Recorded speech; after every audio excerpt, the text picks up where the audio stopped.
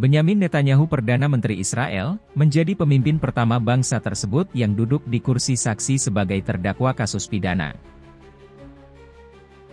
Pada hari Selasa ia hadir di ruang sidang Tel Aviv, di tengah perang Gaza dan ketegangan yang meningkat di Suriah. Netanyahu yang didakwa pada tahun 2019, menghadapi tuduhan yang melibatkan gratifikasi dari beberapa pihak dan tuduhan menawarkan keuntungan regulasi kepada media besar dengan imbalan liputan eksklusif. Pengacaranya, Amit Haddad, membuka pembelaan dengan mengatakan bahwa Netanyahu adalah korban perburuan penyihir politik.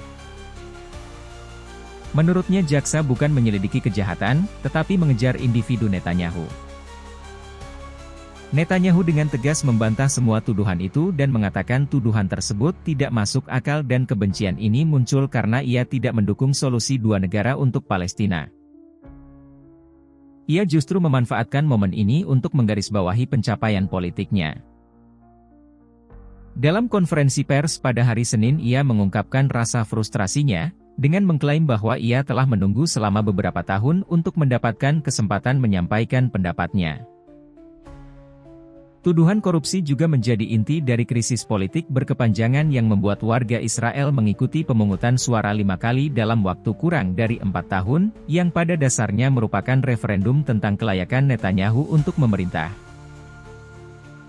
Netanyahu menyatakan bahwa penolakan untuk menerima hasil pilihan pemilih tersebut oleh beberapa penegak hukum adalah ancaman nyata bagi demokrasi.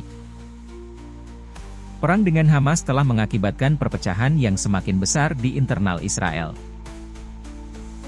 Dan bentrokan baru-baru ini antara anggota kabinet Netanyahu dan sistem peradilan semakin memperburuk keadaan.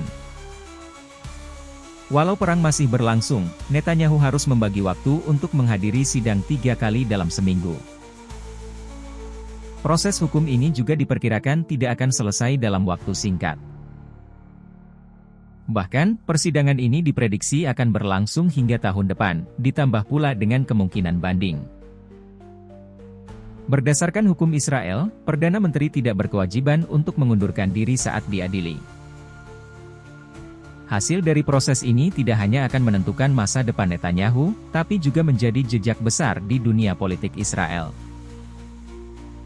Jika terbukti bersalah, Netanyahu, Perdana Menteri terlama di Israel, akan dipaksa mengundurkan diri setelah menjabat selama lebih dari 15 tahun. Bagaimana pendapat Anda mengenai hal ini? Apakah Netanyahu benar-benar berjuang untuk keadilan atau hanya untuk mempertahankan posisinya?